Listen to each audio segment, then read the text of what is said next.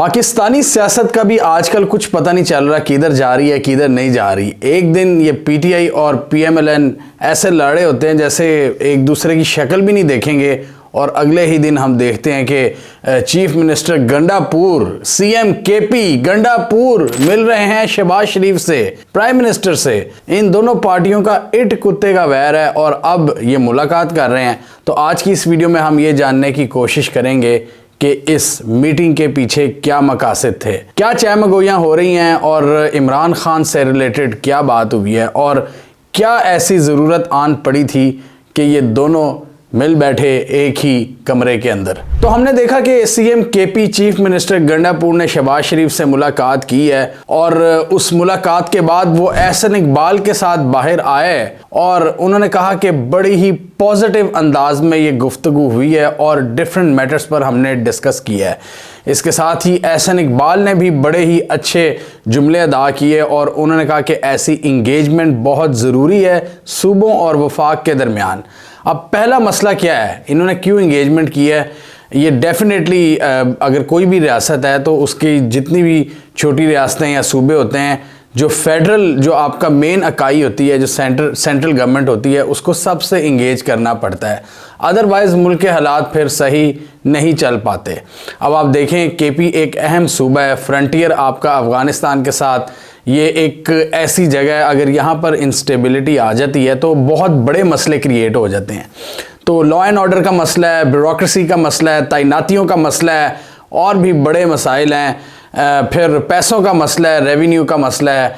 इस मीटिंग में जो सबसे ज़्यादा बात सामने आई है, जो सबसे इम्पॉर्टेंट बात वो ये है कि केपी के जो रेवेन्यूज़ हैं, जो केपी के ड्यूज़ हैं, वो जो वफाक की तरफ हैं, वफाक ने अभी अदा करने हैं, उस हवाले से मीटिंग की है अली अमीन गंडापुर ने। और अगर इनकी कन्फ्रंटेशन इसी तरह जारी रहेगी तो केपी को वफाक की तरफ से शायद उनके ड्यूज़ ना मिल सकें। तो यही सियासत, इसी का नाम है कि आप एक दूसरे को लताड़ते भी हो लेकिन अंदर खाते आपको जो ज़रूरत होती है आप उसके तहत, मसालेहत के तहत मीटिंग्स भी करते हो। इसलिए एहसन इकबाल ने कहा कि शहबाज शरीफ ने मुतलका अदारों को हदायत जारी की हैं कि वो केपी हुकाम के साथ मिल बैठें और उनके साथ डिसाइड करें कि कितना पैसा देना है, कितना नहीं देना, जितने भी मामलात हैं, एडमिनिस्ट्रेटिव मसाइल हैं, उनको हल करें। और शहबाज शरीफ ने भी इस बात की यकीन दहानी कराई है कि जितने भी ड्यूज़ हैं केपी के, वो वफाक इनको अदा करेगा, और इस हवाले से उन्होंने एक हाई लेवल कमेटी बना भी दी है। और एहसन इकबाल ने भी कहा कि ऐसी जो चीज़ें, ऐसी मीटिंग्स बहुत ज़रूरी हैं। एहसन इकबाल को आई थिंक एक बार फिर प्लानिंग मिनिस्ट्री मिली है, तो प्लानिंग मिनिस्ट्री में ये CPEC वगैरह भी इनके अंडर आता है, और जितने भी तरक्याती काम हैं, जो फेडरल प्रोजेक्ट्स हैं, वो केपी में भी लगते हैं, सड़कें और तरक्याती प्रोग्राम। तो उसके लिए केपी की जो इंतज़ामिया है, केपी की जो हुकूमत है, उनके साथ कोऑर्डिनेशन बहुत ज़रूरी है। अगर कोऑर्डिनेशन नहीं होगी तो बहुत से मसाइल रुक जाएंगे। दोनों साइडों का इसमें फ़ायदा है कि इंगेजमेंट जारी रहे। मतलब केपी में जो पीटीआई के अली अमीन गंडापुर हैं, अगर वो इंगेजमेंट नहीं रखेंगे तो उनको भी मसाइल का सामना होगा। इसी तरह अगर उन्होंने कोई सेंट्रल प्रोजेक्ट लगाना है वफाकी हुकूमत ने, और वो उनके साथ कन्फ्रंटेशन की पॉलिसी रखेंगे तो उनकी वो पॉलिसी कामयाब नहीं हो पाएगी। और अगर वो प्रोजेक्ट किसी दोस्त मुल्क की मदद से लग रहा है, जैसे कि सऊदीया या चाइना वगैरह की मदद से, तो वो भी नाराज़ होंगे कि आप हमारी इन्वेस्टमेंट पर काम सही तरह क्यों नहीं कर रहे। तो इसलिए कोऑर्डिनेशन बहुत ज़रूरी होती है, और दोनों ने इस हवाले से जॉइंट प्रेस कॉन्फ्रेंस भी की, जो कि बहुत ही हैरानकुन बात थी। और आपको अब थोड़ा बहुत आइडिया हो रहा होगा कि क्यों इन्होंने इस तरह की मीटिंग की है। इसके अलावा अली अमीन गंडापुर ने कहा कि हमने इमरान खान के हवाले से भी बातचीत की है कि इमरान खान पर जो मिलने पर पाबंदी लगा दी, अडयाला जेल में किसी किस्म की कोई भी मुलाकात 2 हफ्तों के लिए पाबंदी लग गई है। तो अली अमीन गंडापुर ने कहा कि चूँकि आगे सेनेट के इलेक्शंस आ रहे हैं तो पार्टी के लिए बहुत ज़रूरी है कि वो अपने जो मेन हेड है इमरान खान, उससे कंसल्टेशंस करें। तो अगर हम कंसल्टेशन नहीं करेंगे तो हमारा प्रोसेस मुकम्मल नहीं हो पाएगा, सीटों के हवाले से जो नाम है वो फाइनलाइज नहीं हो पाएंगे। तो इसलिए बहुत ज़रूरी है कि इमरान खान से ये जो 15 दिन की पाबंदी लगी है, हम उनसे मुलाकात करके अपनी जो पॉलिटिकल जितनी भी हमारी चीज़ें हैं उसको फाइनलाइज करें। और शहबाज शरीफ ने इस हवाले से यकीन दहानी कराई है, और पॉजिटिव अंदाज में उन्होंने यकीन दहानी कराई है कि इस पर भी हम काम करेंगे। ये एक बहुत बड़ी डेवलपमेंट है कि इमरान खान के हवाले से पॉजिटिव बातचीत हुई है नून लीग के प्राइम मिनिस्टर के साथ पीटीआई के सीएम की।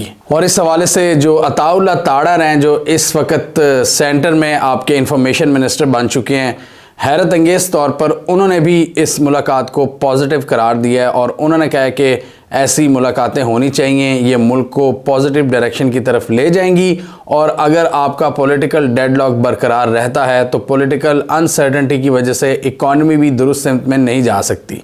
अब दोनों साइडों ने ये कह दिया है, अली अमीन गंडापुर ने भी और एहसन इकबाल ने भी, कि ये जो टॉक्स थी बहुत पॉजिटिव थी और हम फ्यूचर में भी ऐसी कंस्ट्रक्टिव टॉक्स को जारी रखेंगे। अब यहाँ पर बहुत से लोगों के जहनों में ये कन्फ्यूजन पैदा हो रही है कि इस वक्त क्या चल रहा है, क्योंकि अगर हम सोशल मीडिया वगैरह को देखें या पीटीआई का मौक़िफ़ देखें तो वो इस वक्त एक मतलब वहाँ पे तबके बने हुए हैं, ग्रुपिंग हुई हुई है। एक तबका कह रहा है कि फुल अग्रेसिव मोड में चलना चाहिए, जब तक इमरान खान को रिहा नहीं कर देना चाहिए।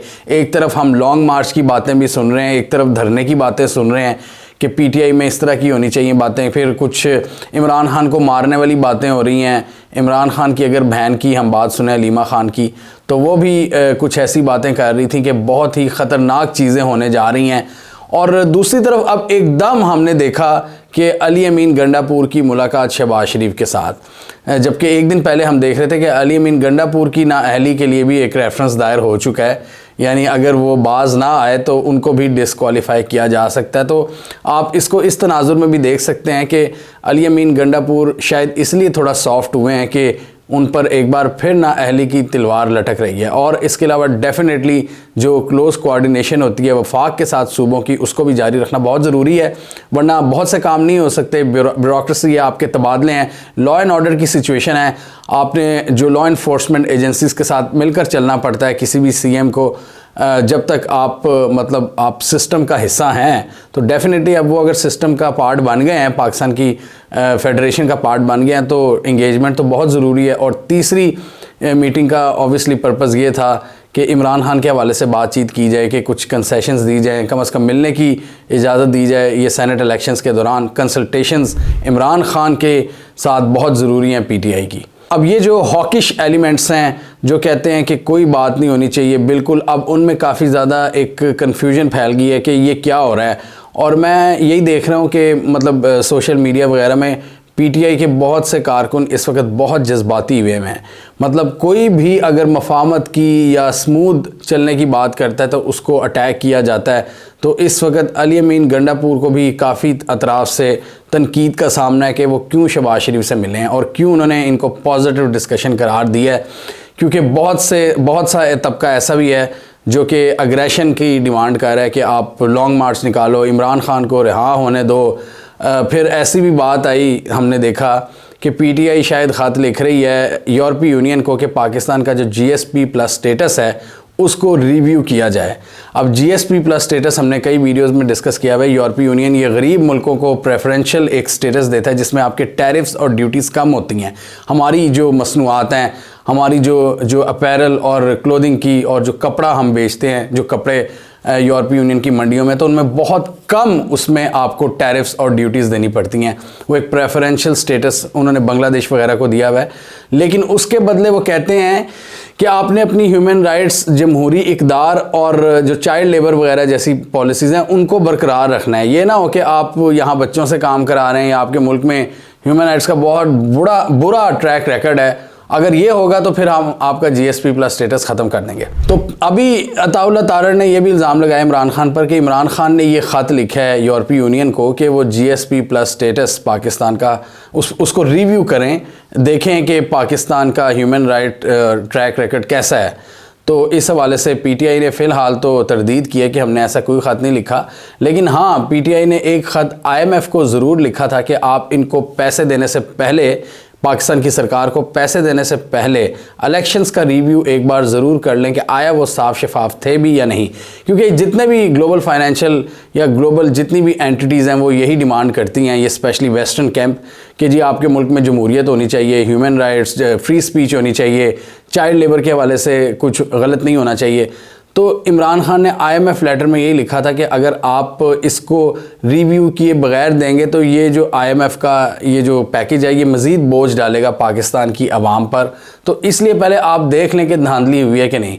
तो इस पर IMF ने कहा था हम पाकिस्तान की हुकूमत के साथ मिलकर काम करने के लिए तैयार हैं, और उन्होंने सरसरी सा एक ये भी बयान दे दिया कि पाकिस्तान को इलेक्शंस में धांधली की जो खबरें हैं उसकी साफ शफाफ तहकीकात भी करनी चाहिए।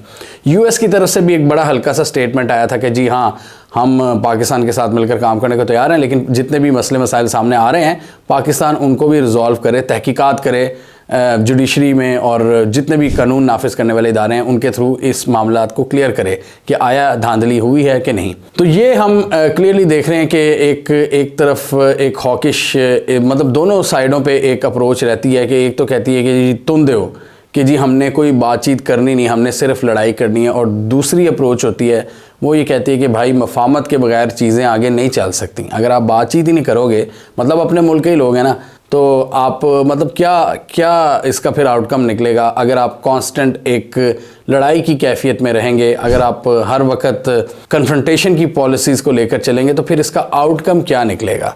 और दूसरी जो एक हॉकिश अप्रोच होती है वो ये कहती है कि मैक्सिमम प्रेशर डालो ताकि अपनी मर्ज़ी का जो डिसीजन है वो लिया जाए, कन्फ्रंटेशन की पॉलिसी होनी चाहिए, रिकन्सिलिएशन को साइड पे रखो और बस तबाही फेर दो। तो इस वक्त ऐसे लग रहा है कि अली अमीन गंडापुर, जो कि पास्ट में तो हमेशा से हमें बड़े एग्रेसिव नज़र आए हैं, CM KP बनने के बाद अब शायद थोड़ी सी मफाहमत उनके अंदर भी आ गई है, और वो इस हवाले से फ़ैसले कर रहे हैं कि बड़े आराम से आगे चलना है और मफाहमत के थ्रू आगे बढ़ना है।